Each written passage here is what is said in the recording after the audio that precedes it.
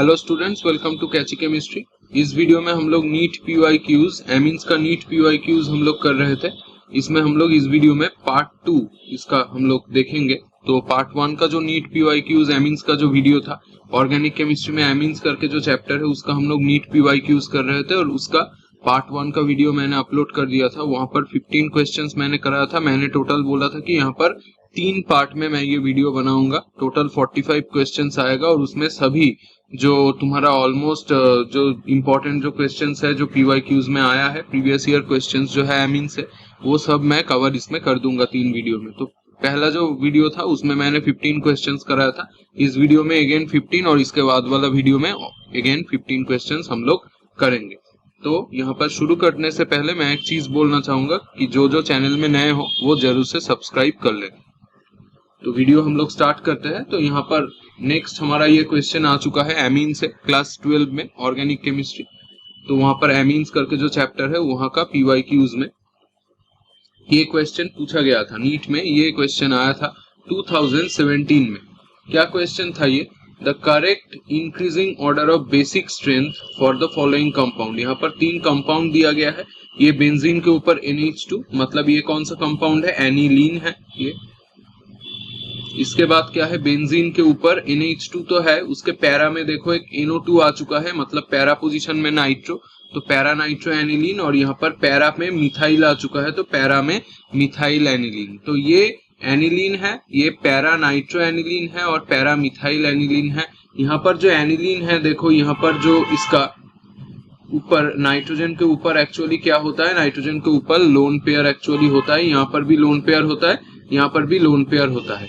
यहाँ पर एक चीज याद रखना पड़ेगा कि अगर प्लासाई इफेक्ट कोई भी ग्रुप दे, अगर प्लासाई इफेक्ट कोई भी ग्रुप दे तो वो क्या करता है? Is directly proportional to the basic nature होता है। बेसिक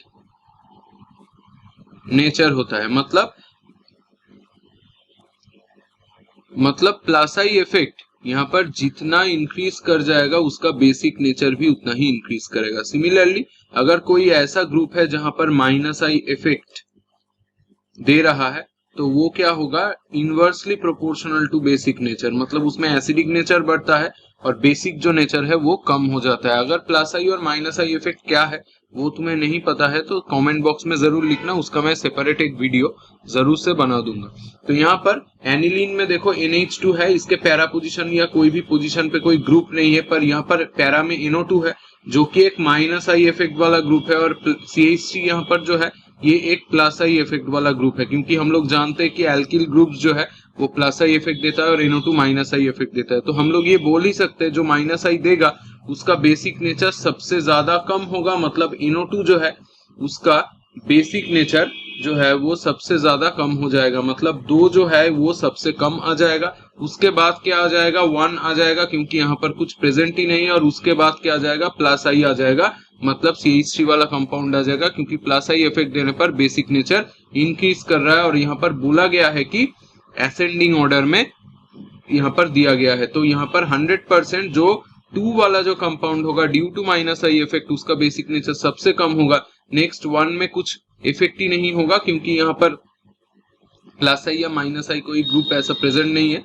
दूसरा ग्रुप के साथ। और यहाँ पर जो है 3 नंबर कंपाउंड, इसमें +I इफेक्ट के दौरान यहाँ पर क्या होगा? बेसिक नेचर जो है वो जरूर से इंक्रीज कर जाएगा। तो इसीलिए ये जो C वाला जो ऑप्शन है ये करेक्ट ऑप्शन है। तो जब भी ऐसा कुछ क्वेश्चन दिया गया है यहाँ पर +I और -I इफेक्ट में जरूर से तुम्हें फोकस करना पड़ेगा। और यहाँ पर जैसे मैंने बोला basic strength, acidic strength actually उल्टा होता है, वाइस वर्सा। तो एसिडिक स्ट्रेंथ एक्चुअली क्या होता है? उल्टा होता है, मतलब +I इफेक्ट अगर कोई ग्रुप देगा तो उसमें एसिडिक नेचर जो है डिक्रीज कर जाएगा, पर -I इफेक्ट देने पर एसिडिक नेचर जो है इंक्रीज करता है। तो उल्टा इफेक्ट ये शो करता है। नेक्स्ट क्वेश्चन पे यहाँ पर चले आते हैं। नेक्स्ट क्वेश्चन पे क्या दिया गया है? द करेक्ट स्टेटमेंट, ये 2016 में आया था। The correct statement regarding the basicity of aryl amine series. तो एराइल एमीन का मतलब क्या है? एराइल, इसका मतलब क्या है? एरोमेटिक। एराइल का मतलब क्या है? एरोमेटिक। और एमीन्स का मतलब क्या है? NH2 containing compound. कोई भी ग्रुप में NH2 दे दो तो वो एमीन होता है। तो aryl amine basically aromatic amine होता है जहां पर एरोमेटिक कोई नाइट्रोजन कंटेनिंग कंपाउंड होता है। तो यहाँ पर इसका कोई कौन सा स्टेटमेंट एक्चुअली करेक्ट है regarding the basicity of aryl amine, मतलब बेसिसिटी के रेस्पेक्ट पे या बेसिक नेचर के रेस्पेक्ट पे कौन सा स्टेटमेंट यहाँ पर करेक्ट है। एक नंबर में देखो, aryl amines are generally more basic than alkyl amines because of aryl group. Aryl amine suppose हम लोग एक मान लेते हैं एरोमेटिक एमीन हमारे पास है जो कि है बेंजीन के ऊपर NH2 मतलब एनिलीन, और एक हमारे पास है क्या CH3NH2।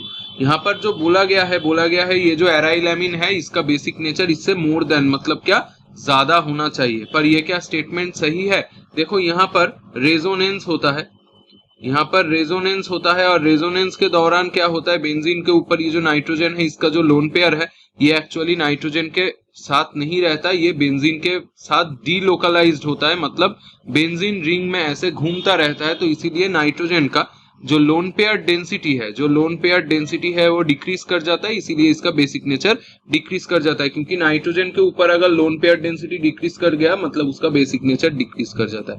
पर यहाँ पर CH3 होता है जो कि प्लस आई इफेक्ट देता है, और प्लस आई इफेक्ट क्या करता है, इलेक्ट्रॉन को डोनेट करता है। प्लस आई इफेक्ट देने पर क्या होता है, नाइट्रोजन का जो डेंसिटी है वो इंक्रीज कर जाता है लोन पेयर। तो इसीलिए क्या होता है, ये जो स्टेटमेंट दिया गया है यहाँ पर बोला गया है कि ये एराइल जो एमीन्स है वो actually more basic than alkyl amines है, तो ये एक्चुअली गलत है स्टेटमेंट, क्योंकि aryl amine actually less basic होता है। तो यहाँ पर मोर जो है ये गलत दिया गया है, क्योंकि एराइल एमीन में रेजोनेंस होता है तो lone pair density aryl amines में कम होता है, इसीलिए बेसिसिटी भी वहां पर कम होता है। पर एल्किल एमीन्स में प्लस आई इफेक्ट के दौरान वहां पर लोन पेयर डेंसिटी इंक्रीज करता है और बेसिक नेचर इंक्रीज कर जाता है। तो ये स्टेटमेंट गलत हो गया होगा। नेक्स्ट बी वाला statement, aryl amines are generally more basic than alkyl amines because the nitrogen atom in aryl amines is sp hybridized. अभी मैंने बोला अगर ये एराइल एमीन्स मोर बेसिक ऊपर वाला नहीं हुआ तो यहाँ पर कैसे मोर बेसिक हुआ, तो ये भी ऑप्शन गलत हो गया, तो ये भी गलत। यहाँ पर C, aryl amines are generally less basic, ये हो सकता है less basic than alkyl amines because the nitrogen lone pair electrons are delocalised. अभी मैंने जो समझा है, नाइट्रोजन के ऊपर जो लोन पेयर है उसका डीलोकलाइजेशन के दौरान ड्यू टू रेजोनेंस वहां पर लोन पेयर डेंसिटी कम हो जाता है by the interaction with the aromatic ring pi electron system. मतलब यहाँ पर क्या होता है, सिंपली बोलना चाह रहा है यहाँ पर रेजोनेंस हो रहा है। और लास्ट में क्या है, तो ये ऑप्शन सही है। और लास्ट में देख लेते हैं, aryl amines are generally more basic, फिर से मोर बेसिक दिया गया है, कभी भी ये मोर बेसिक नहीं हो सकता, तो option C is the correct option. तो ये हमारा यहाँ पर ऐसा कुछ तरीके से सॉल्व हो जाएगा। अब हम लोग यहाँ पर चले आते हैं, ये कर्नाटका नीट 2013 में आया था। यहाँ पर क्या बोला गया है, on hydrolysis of a compound two compounds are obtained. On hydrolysis of a compound two compounds are obtained. तो एक कंपाउंड है तुम्हारे पास जिसका हाइड्रोलिसिस करने पर, सपोज तुम्हारे पास एक कंपाउंड है, इसका तुमने हाइड्रोलाइसिस कर दिया। हाइड्रोलाइसिस का मतलब क्या है, हाइड्रोलाइसिस का मतलब क्या है, यहाँ पर H2O दे दिया और H प्लस दे दिया, एसिडिक हाइड्रोलाइसिस कर दिया। तो यहाँ पर दो कंपाउंड तुम्हें मिल चुका है B plus C, one of which on treatment with sodium nitrite and hydrochloric acid. एक के साथ तुमने क्या किया, सोडियम नाइट्राइट और हाइड्रोक्लोरिक एसिड दे दिया। सोडियम नाइट्राइट मतलब NaNO2 और हाइड्रोक्लोरिक एसिड मतलब HCl, ये तुमने दे दिया। सपोज B के साथ मैंने दे दिया, gives a product which does not respond to iodoform test। तो यहाँ पर सपोज D बनाया जो कि आयोडोफॉर्म नहीं देता है, आयोडोफॉर्म नहीं देता है। नेक्स्ट यहाँ पर क्या बोला है, the second one reduces Tollens reagent and Fehling solution. ये वाला जो चीज है यहाँ पर टॉलेंस रिएजेंट और फेलिंग जो भी तुम दोगे वो रिड्यूस कर देता है, मतलब वो रेस्पॉन्ड एक्चुअली करता है। द कंपाउंड इज, ये ए वाला जो कंपाउंड है एक्चुअली इसको निकालना पड़ेगा, ये क्या है। तो ये टोटल फ्लो चार्ट मैंने यहाँ पर ड्रॉ कर दिया। ए वाला कंपाउंड क्या है, NC वाला कंपाउंड है, CN वाला कंपाउंड है, ONO लिखा हुआ है मतलब ONO वाला कंपाउंड है, या CONCH3 है। तो देखो CONCH3 इसका हाइड्रोलिसिस वैसे ही नहीं हो सकता क्योंकि ये हाइड्रोलिसिस में पार्टिसिपेट नहीं करता है। ONO भी हाइड्रोलिसिस में पार्टिसिपेट नहीं करता है। अब बाकी बचा क्या, NC और CN को अगर तुमने पानी देके ऐसे H2OH+ देके हाइड्रोलिसिस करवाया तो ये CN वाला जो ग्रुप है वो एक्चुअली COOH में सिंगल कन्वर्ट हो जाता है। तो एक्चुअली CH2 फिर CH2 और COOH, तो यहाँ पर तो सिंगल कंपाउंड बनता है, तो दोनों हाइड्रोलिसिस में पार्टिसिपेट नहीं करता और यहाँ पर सिंगल कंपाउंड बनता है। तो यहाँ पर सिंगल कंपाउंड बनाने के लिए तुम देख ही सकते हो कि सिंगल कंपाउंड तो यहाँ पर बोला नहीं गया है, बोला है B+C, मतलब दो कंपाउंड बनना चाहिए। तो ये वाला ऑप्शन भी गलत हो गया, तो option A is the correct option यहाँ पर होना चाहिए। तो देख लेते हैं एक बार NC को कैसे क्या यहाँ पर किया गया है।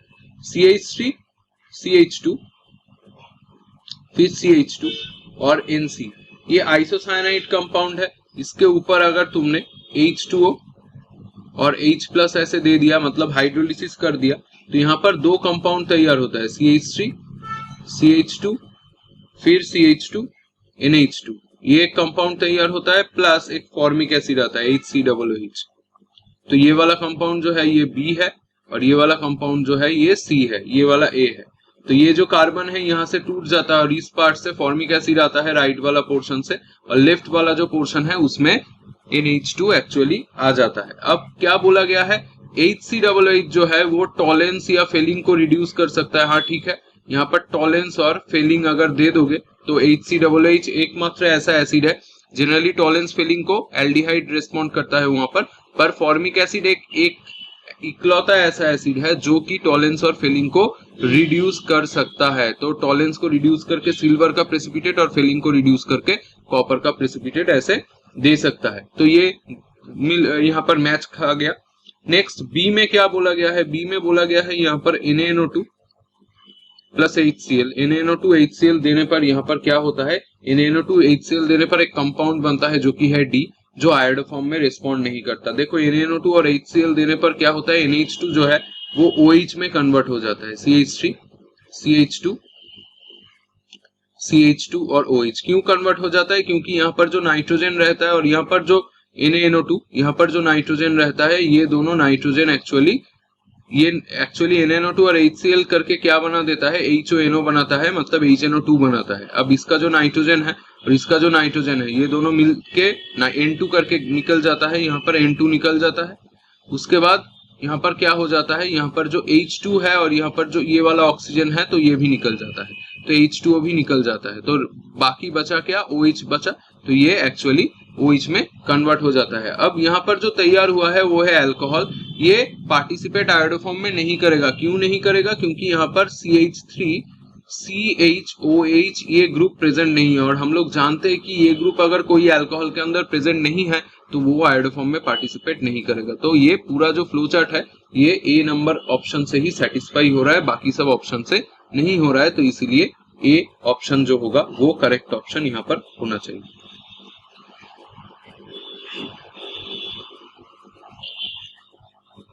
नेक्स्ट क्वेश्चन पे यहाँ पर चले आते हैं। Some reactions of amines are given, which one is not correct, correct कौन सा नहीं है।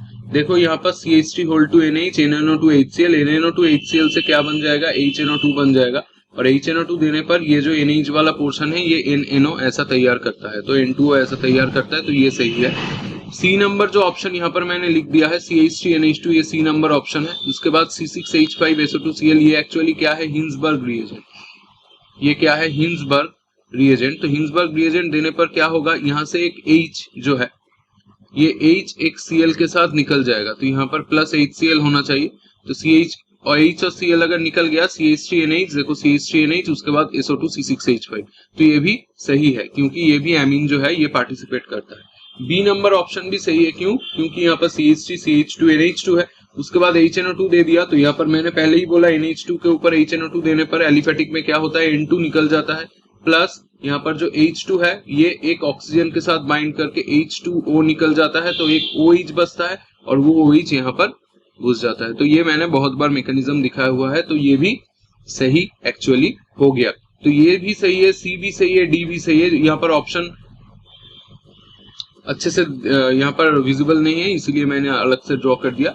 तो ए नंबर जो है यही एक्चुअली आंसर होना चाहिए, क्योंकि बाकी सब आंसर नहीं होगा, क्योंकि ए जो है यह रिएक्शन नहीं होना चाहिए। क्योंकि जब भी कोई टर्शियरी एमीन एन प्रेजेंट है, मतलब ये 3 डिग्री एमीन है और उसके साथ NaNO2 HCl देने पर यहाँ पर ओनली ये N डबल बॉन्ड O होना चाहिए, ये नहीं होना चाहिए, यहाँ पर N डबल बॉन्ड O होना चाहिए, मतलब नाइट्रोसो ग्रुप आना चाहिए और उसका कलर जो होना चाहिए वो ग्रीन होना चाहिए, पर इन लोगों ने N2Cl दे रखा है, तो ये ऑप्शन एक्चुअली यहाँ पर होगा क्योंकि ये रिएक्शन एक्चुअली नहीं होता है।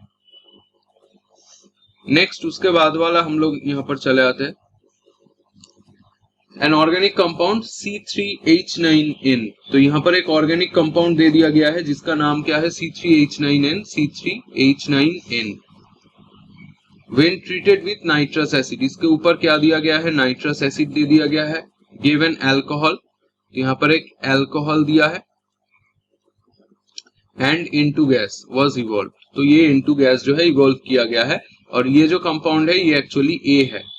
Next, A on warming with CHCl3, मतलब ये ए को लेके अगर इसके ऊपर CHCl3 दिया गया है एंड कॉस्टिक पोटाश मतलब KOH दिया गया है, गेव C, यहाँ पर C एक कंपाउंड देता है, which on reduction gave isopropyl मिथाइलएमीन, इसके ऊपर अगर आपने रिडक्शन कर दिया तो ये एक्चुअली क्या देता है, आइसोप्रोपाइल मिथाइल और एमीन, ये एक्चुअली ये तरीके का कुछ कंपाउंड देता है। ए का जो स्ट्रक्चर है वो एक्चुअली प्रेडिक्ट यहाँ पर करना पड़ेगा।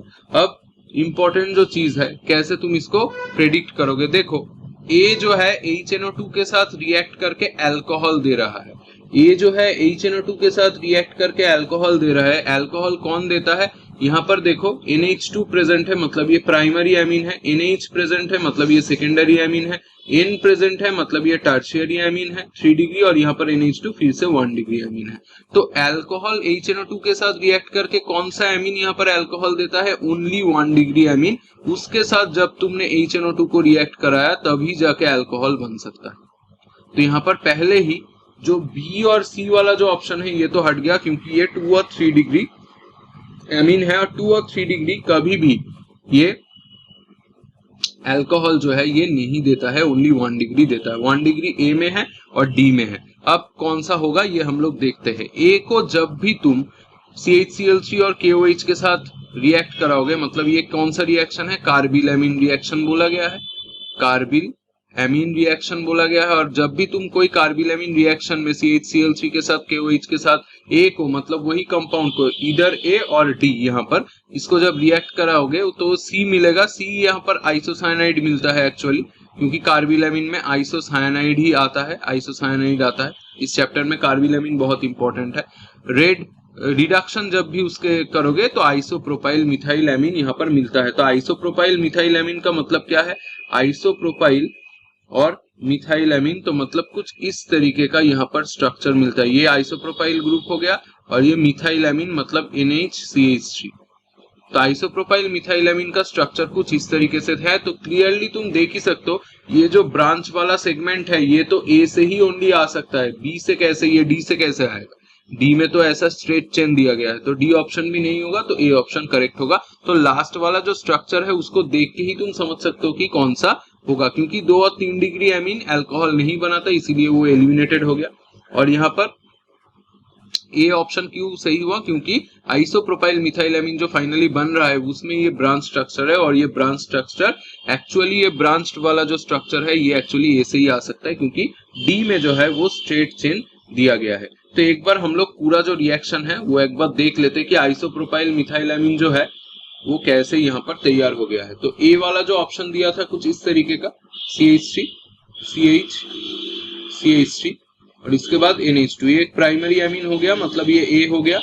उसके साथ तुमने जब भी HNO2 दे दिया, HNO2 देने पर मैंने क्या बोला था, ये जो N2 गैस इवॉल्व होगा, ये नाइट्रोजन और ये नाइट्रोजन और ये H2 और यहाँ से O निकल जाएगा तो OH रिप्लेस हो जाएगा, CH3 ये HNO2 दे के तुम एरोमेटिक और एलिफेटिक एमीन में डिस्टिंग्विश कर सकते हो। बहुत बार ये क्वेश्चन पूछा गया है। HNO2 जो है ये एक ऐसा रिएजेंट है जिसको देके तुम इजीली एरोमेटिक और एलिफेटिक में डिस्टिंग्विश कर सकते हो एमीन में। क्यों? क्योंकि HNO2 जब एलिफेटिक ऐसा कंपाउंड में दोगे तो OH से रिप्लेस होगा कुछ इस तरीके से, यहाँ पर N2 और H2 निकल जाएगा। पर जब भी तुम एरोमेटिक में दोगे वहां पर एक्चुअली क्या आ जाएगा, N2Cl एक्चुअली कंपाउंड जो है वो एक्चुअली आ जाएगा। तो ये कुछ इस तरीके से यहाँ पर जो कंपाउंड है ये तैयार हो चुका है। अब ए में क्या बोला गया है, CHCl3 और KOH कॉस्टिक पोटाश यहाँ पर देने पर ये कार्बिलैमिन रिएक्शन करेगा और जो NH2 था वो एक्चुअली NC में कन्वर्ट हो जाता है। ये एक्चुअली NC में कन्वर्ट हो जाता है, जो कि ये C कंपाउंड है, ये B है, जो कि ऑन रिडक्शन यहाँ पर अगर रिडक्शन इसका तुमने कर दिया तो रिडक्शन का मतलब क्या है, ये जो नाइट्रोजन और कार्बन है उसमें हाइड्रोजन जो है वो घुस जाएगा। तो यहाँ पर CH फिर CH3 और उसके बाद NHCH3, कुछ इस तरीके से ये कंपाउंड आता है। क्योंकि याद रखना NC को रिड्यूस करने पर NHCH3 ग्रुप बनता है, CN को रिड्यूस करने पर CH2NH2 बनता है, NC को रिड्यूस करने पर NHCH3 बनता है। तो इसीलिए ये कुछ इस तरीके से टोटल जो रिएक्शन है ये सॉल्व हो जाएगा।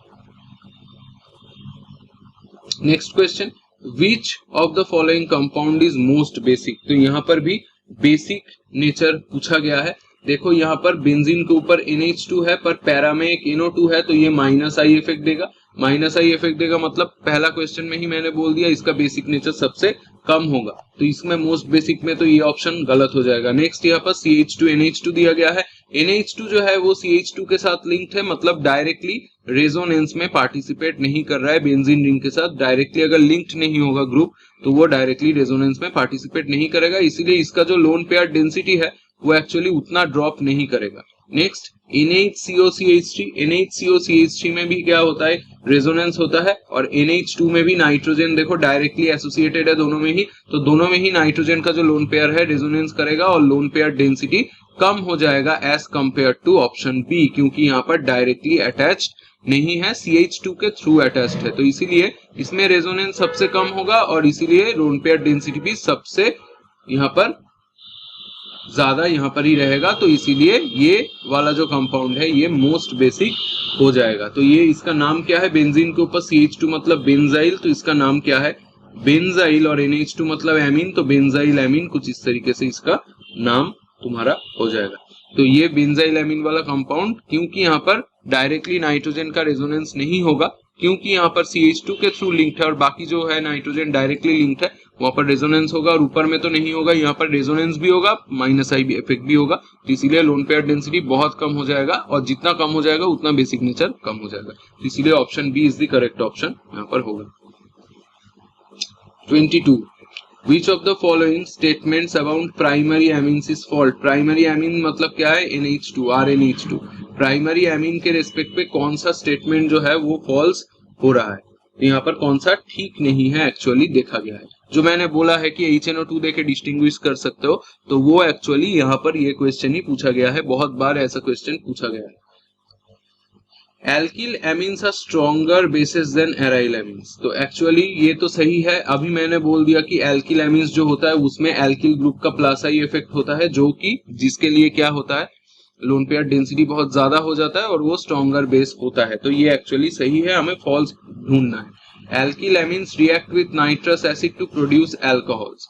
एल्किल एमीन जो होता है वो मतलब RNH2, अभी मैंने दिखाया है नाइट्रस एसिड मतलब HNO2 के साथ रिएक्ट करके यहाँ पर ROH बनाता है प्लस N2 और H2O यहाँ पर तैयार होता है, अभी मैंने दिखा, तो ये भी सही ऑप्शन है, तो ये दोनों तो करेक्ट है, तो ये फॉल्स तो नहीं है। सी नंबर है, aryl amines react with nitrous acid to produce phenols, ये वाला एकदम गलत है, क्योंकि मैंने अभी बोला अगर तुम्हारे पास एराइल एमीन्स है, मतलब जैसे बेंजीन के ऊपर NH2 है, उसमें तुमने जैसे ही नाइट्रस एसिड दे दिया, उसमें कोई भी OH से सब्स्टिट्यूशन नहीं होगा, उसमें ये हो जाता है N2Cl+- मतलब डायजोनियम बनता है, तो यहाँ पर बोला है फेनॉल मतलब OH से सब्स्टिट्यूशन हो गया, ये वाला फॉल्स है, तो एक्चुअली ऑप्शन सी जो है ये करेक्ट ऑप्शन होगा, और डी भी नहीं होगा क्योंकि alkyl amines are stronger bases than ammonia, तो ये भी सही ऑप्शन ही होगा, क्योंकि एल्किल एमीन्स में R होता है, R मतलब क्या, कोई एल्किल ग्रुप जो कि +I इफेक्ट देता है, एमोनिया में नहीं होता, इसीलिए एल्किल एमीन्स एमोनिया से भी स्ट्रॉन्गर बेस होता है, तो ऑप्शन सी जो होगा वो एक्चुअली यहाँ पर फॉल्स है, गलत दिया गया है, तो वो एक्चुअली करेक्ट ऑप्शन यहाँ पर होगा, और यहाँ पर टेम्परेचर कुछ 0 से 5 डिग्री सेंटीग्रेड के आसपास रहता है। नेक्स्ट यहाँ पर मैच दिया गया है, CH3 CH2 whole 3 NH2, CH3C यहाँ पर ट्रिपल बॉन्ड है एक्चुअली बीच में, यहाँ पर समझ नहीं सकते हो तो मैं बोल दे रहा हूँ, CH3 CH2 COO CH3 CH3 CHOA CH3। तो ये 4 कंपाउंड दे गया है, यहाँ पर बोलना पड़ेगा कि कौन सा यहाँ पर सही है। तो देखो CH3 CH2 होल 3 NH2 और यहाँ पर एक एल्काइन दे दिया गया है, यहाँ पर एक एस्टर, यहाँ पर एक अल्कोहल, मतलब 4 कैटेगरी का मेंबर दिया है। ये प्राइमरी अमीन है NH2 कंटेनिंग, ये एल्काइन है सॉरी, ये एस्टर है और ये अल्कोहल है। अब यहाँ पर बोला गया है alkaline hydrolysis with KOH and CHCl3 produces bad smell, gives white precipitate with ammoniacal AgNO3 with Lucas reagent cloudiness appears after 5 minutes। अब यहाँ पर समझना पड़ेगा, ये जो सेकेंड वाला पॉइंट दिया गया है KOH और CHCl3 के साथ रिएक्ट करके बैड स्मेल प्रोड्यूस करता है, ये क्या होता है? कार्बिलैमिन रिएक्शन। ये क्या होता है? कार्बिलैमिन रिएक्शन। और कार्बिलैमिन रिएक्शन में कौन पार्टिसिपेट करता है? RNH2। अभी मैंने बोला RNH2 से क्या बनता है? मैंने बोला है RNC बनता है, मतलब आइसोसाइनाइड, जिसका स्मेल एक्चुअली खराब होता है। तो इसीलिए ये जो A वाला है यहाँ पर 2 के साथ एक्चुअली मैच कर जाएगा, तो A2 तुम्हें ढूंढना होगा। तो देखो B और D तो इसीलिए कैंसिल हो जाएगा, सिर्फ A बचा है और C बचा है, क्योंकि A और C में A में 2 यहाँ पर लिखा गया है। अब हम लोग देखते हैं यहाँ पर बाकी कहां पर क्या दिया गया है। With Lucas reagent, Lucas reagent किसके साथ रिएक्ट करता है? लुकस रिएजेंट रिएक्ट करता है ओनली अल्कोहल के साथ। अल्कोहल्स में तुमने पढ़ा है, अगर तुम्हारे पास 1 डिग्री 2 डिग्री और 3 डिग्री अल्कोहल है तो लुकस रिएजेंट एक्चुअली रिएक्ट करता है। लुकस रिएजेंट क्या होता है? HCl प्लस एनहाइड्रस ZnCl2, और ये 1 डिग्री अल्कोहल में देने पर कुछ नहीं होता, 2 डिग्री में देने पर 5 मिनट बाद जो है क्लाउडीनेस आता है, 3 डिग्री में देने पर तुरंत ही क्लाउडीनेस आ जाता है। तो ये एक्चुअली D के साथ तुम्हारा 4 हो जाएगा। तो देखो यहाँ पर D के साथ 3 है, D के साथ 4 है, तो एक गलत हो गया, इसीलिए C जो है सही हो गया। तो यहाँ पर 4 तुम जानोगे तभी सॉल्व होगा, ऐसा कुछ चीज नहीं है। यहाँ पर 2 ऑप्शन जानने पर भी सॉल्व हो सकता है, तो ऑप्शन C जो होगा वो करेक्ट ऑप्शन यहाँ पर होगा। Next, predict the product. NHCH3 दिया गया है, NH मतलब यहाँ पर 2 डिग्री एमीन, NaNO2 HCl दिया गया है, प्रोडक्ट क्या होगा ये तुम्हें बोलना पड़ेगा। जब भी कोई 2 डिग्री एमीन यहाँ पर प्रेजेंट होगा, जब भी कोई 2 डिग्री एमीन यहाँ पर प्रेजेंट होगा तो एक्चुअली क्या हो जाता है? 2 डिग्री एमीन जब भी प्रेजेंट होगा यहाँ पर NH2 में, मतलब ये 1 डिग्री एमीन में अगर तुम ये NaNO2 HCl मतलब HNO2 ये तैयार होता है, सेम ही चीज है। अगर HNO2 दोगे तो ये एक्चुअली क्या होता है? ये एक्चुअली OH में रिप्लेस कर देता है। पर अगर NH है तुम्हारे पास, मतलब 2 डिग्री एमीन है, तो वो actually N double bond O में रिप्लेस कर देता है। यहाँ पर N डबल बॉन्ड में O होगा कुछ इस तरीके से, N डबल बॉन्ड में O होगा कुछ इस तरीके से रिप्लेस कर देता है। तो यहाँ पर सिंपली क्या हो जाएगा? अगर तुम्हारे पास बेंजीन के ऊपर NH, यहाँ पर नहीं सॉरी, NHCH3 कुछ इस तरीके से प्रेजेंट है, तो यहाँ पर NH वाला जो पोर्शन है ये NO में कन्वर्ट हो जाएगा, तो NOCH3 हो जाएगा। तो देखो ये ऑप्शन में देखो NaNO2CH3, तो ये गलत है। यहाँ पर देखो NHCH3 अलग से NO आ गया, ये भी गलत है। ये ऑप्शन में देखो NOHCH3 आ गया, ये भी गलत है। यहाँ पर NOCH3 दिया गया है, तो ये ऑप्शन सही है। तो ये जानना पड़ेगा कि 1 डिग्री में HNO2 देने पर एलिफेटिक में क्या होता है? OH से रिप्लेसमेंट, 2 डिग्री एलिफेटिक में देने पर NO से रिप्लेसमेंट, और अगर तुम्हारे पास एरोमेटिक या एराइल एमीन है तो उसमें क्या होगा? वो डायजोनियम सॉल्ट जो है वो तैयार करता है। तो यहाँ पर इसीलिए ऑप्शन डी जो है ये पर ये NOCH3 दिया गया है, बाकी कहां पर भी NOCH3 नहीं दिया गया है, इसीलिए ऑप्शन डी जो है वो करेक्ट ऑप्शन यहाँ पर हो जाएगा। Next question, which of the following is more basic than aniline. Aniline जो है, एनिलीन में रेजोनेंस होता है बेंजीन के ऊपर NH2, इससे ज्यादा बेसिक कौन होता है? इससे ज्यादा बेसिक कौन होता है? इधर जिसके पास प्लस आई इफेक्ट होगा और जिसका नाइट्रोजन जो है वो डायरेक्टली एसोसिएटेड नहीं होगा, जो डायरेक्टली एसोसिएटेड नहीं होगा with benzene ring, with phenyl ring. तो बेंजीन रिंग के साथ जो नाइट्रोजन डायरेक्टली एसोसिएटेड नहीं होगा। तो देखो बेंजाइल एमीन का स्ट्रक्चर कुछ इस तरीके से है, बेंजीन के ऊपर CH2, ये बेंजाइल हो गया, और फिर उसके बाद NH2।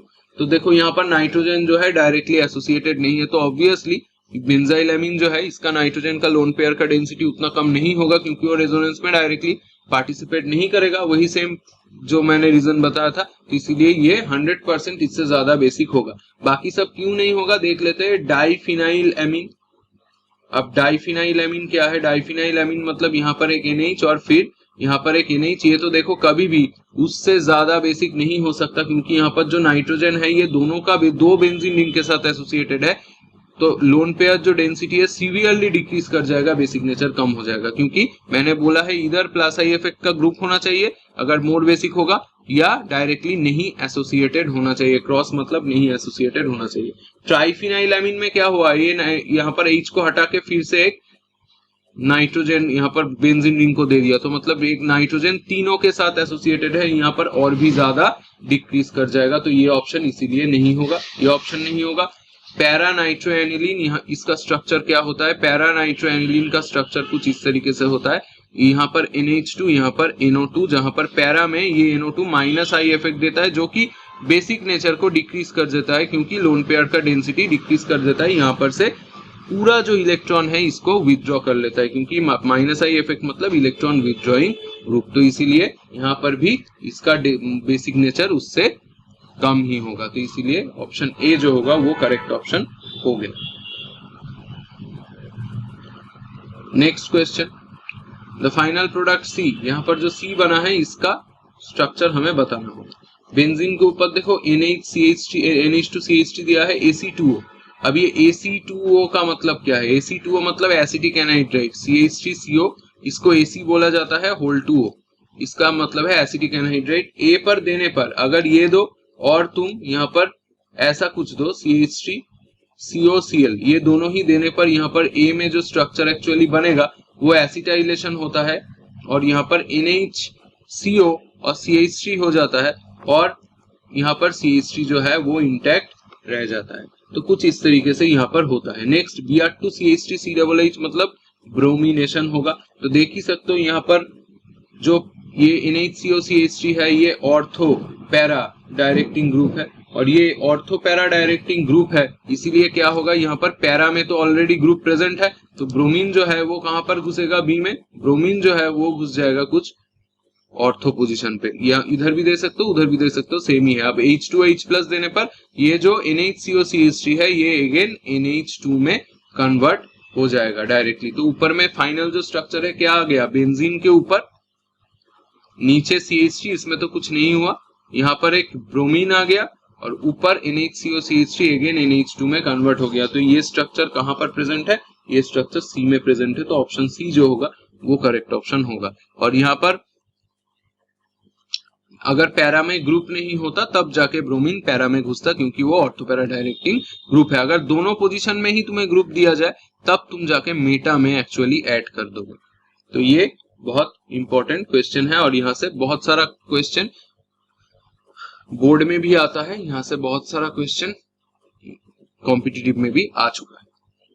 ए एक कंपाउंड है, इसका रिडक्शन कर दिया गया है, बी मिला है जिसमें CHCl3KOH मतलब कार्बिडामिन रिएक्शन किया है, तो सी मिला है उसमें रिडक्शन करके एन मिथाइल एनिलीन यहाँ पर बना है। तो एन मिथाइल एनिलीन का मतलब क्या है? एन मिथाइल एनिलीन का मतलब कुछ इस तरीके का है, NHCH3।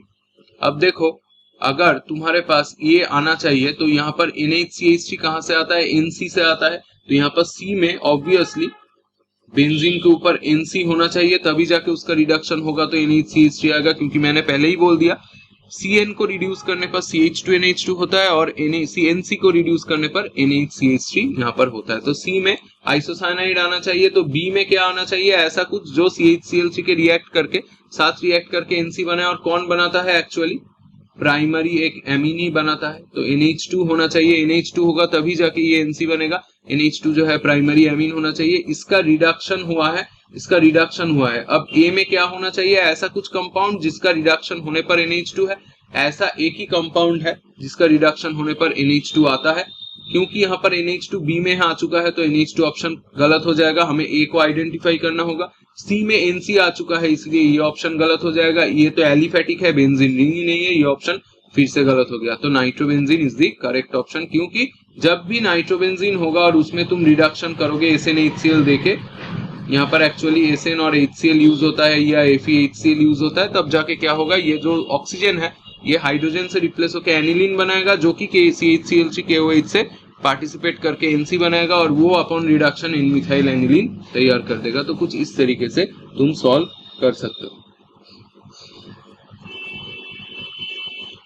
Next question, phenyl isocyanide are prepared by which of the following reaction. Phenyl isocyanides, phenyl isocyanide मतलब बेंजीन के ऊपर NC, कौन सा रिएक्शन से आता है, कार्बिलैमिन। अभी मैंने बोला जहां पर RNH2 होता है, ये मैंने अगर बैलेंस्ड इक्वेशन यहाँ पर लिख दिया, 3KOH होता है प्लस 3H2O होता है, सॉरी यहाँ पर ये RNH2 के साथ CHCl3 होता है प्लस 3KOH होता है, एक्चुअली 3KOH होता है, तो तैयार जो होता है वो होता है RNC plus 3H2O plus 3KCl। तो ये होता है कार्बिलैमिन रिएक्शन, और ऑप्शन बी जो है कार्बिलैमिन तैयार कर देगा। रीमा-टिमेन रिएक्शन से बेंजाइल्डिहाइड बना सकते हो, बेंजोइक एसिड बना सकते हो, पर ये सब तो नहीं बना सकते। रोजेनमंड से एल्डिहाइड बनता है और वर्ज रिएक्शन से एल्केन बनता है, वो भी सिमेट्रिक। तो यहाँ पर इसीलिए कार्बिलैमिन जो रिएक्शन है उससे ही आइसोसाइनाइड एकमात्र बन सकता है, और कार्बिलैमिन इस चैप्टर का बहुत इंपॉर्टेंट रिएक्शन है। कार्बिलैमिन और हॉफमैन डिग्रेडेशन बहुत बार क्वेश्चन आ चुका है। पार्ट 1 में मैंने हॉफमैन से भी जो क्वेश्चंस था वो भी करा दिया था, तो जाके देख सकते हो वो वीडियो, बहुत इंपॉर्टेंट वीडियो है। Next question 29, the compound obtained by heating a mixture of ethylamine. Ethylamine मतलब C2H5NH2। देख ही सकते हो पहले कितना कार्बिलैमिन से क्वेश्चन आता था, अब भी आता है, और हॉफमैन से भी रिसेंट ईयर्स में बहुत सारा क्वेश्चन आ चुका है। पार्ट 1 में वो है, ये इथाइलैमिन है, उसके साथ क्लोरोफॉर्म और इथानोलिक KOH। क्लोरोफॉर्म मतलब CHCl3 और इथानोलिक KOH मतलब यहाँ पर हमने लिख दिया। तो ये सिंपली देख ही सकते हो, ये कार्बिलैमिन रिएक्शन है, तो क्या हो जाएगा, C2H5NC हो जाएगा प्लस 3KCl हो जाएगा प्लस 3H2O हो जाएगा, और यहाँ पर जो है 3KOH एक्चुअली इसके लिए लगेगा। तो किससे यहाँ पर बना सकते हो, पोटेशियम हाइड्रोक्साइड इज, मतलब कौन सा कंपाउंड ऑब्टेन किया है, आइसोसाइनाइड। तो ऑप्शन में क्या, कहां पर आइसोसाइनाइड है, सी में, तो ऑप्शन में आइसोसाइनाइड जो है वो एक्चुअली करेक्ट ऑप्शन यहाँ पर हो जाएगा। इस वीडियो का last question, an aniline on nitrating gives, मतलब एनिलीन अगर होगा, एनिलीन के साथ अगर नाइट्रेशन करोगे तो उसमें क्या हो जाएगा। एनिलीन के साथ अगर नाइट्रेशन करोगे तो उसमें कौन सा कंपाउंड तैयार होगा, तो हम लोग देख लेते हैं यहाँ पर।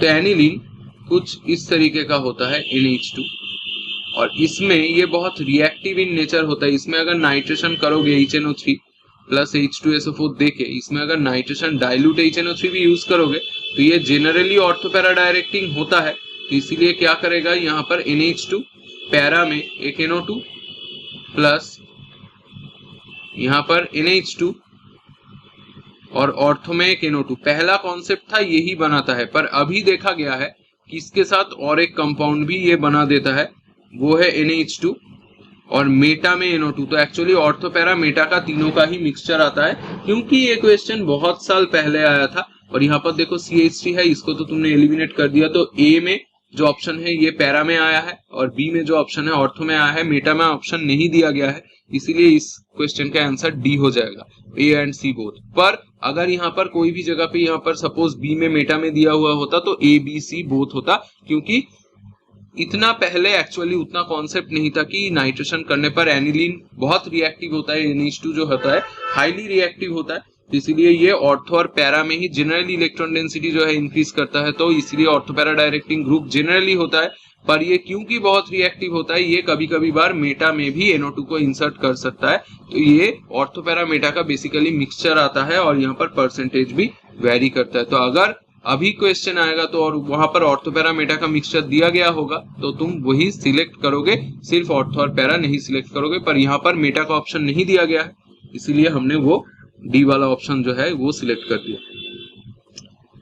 तो ये था पूरा, ये वीडियो में पार्ट 2 ये था पूरा एकदम। यहाँ पर मैंने जो नीट का और भी 15 क्वेश्चंस था PYQs में, जो प्रीवियस ईयर में आया था नीट में, तो वो सब हमने यहाँ पर सॉल्व कर दिया। इसका और एक पार्ट आएगा, जल्दी आएगा इसका और एक पार्ट, उसमें मैं लास्ट एमीन्स का और भी जो PYQs है और भी जितना क्वेश्चन आया था वो भी मैं सॉल्व करा दूंगा। उसके बाद एल्डिहाइड कीटोन कार्बोक्सिलिक एसिड का PYQs हम लोग नीट का स्टार्ट करेंगे। IIT JEE का भी हम लोग क्वेश्चन आंसर करेंगे। तो तब तक के लिए अगर वीडियो पसंद आया है तो लाइक, शेयर, कमेंट और सब्सक्राइब करना मत भूलना। Till then, thanks for watching.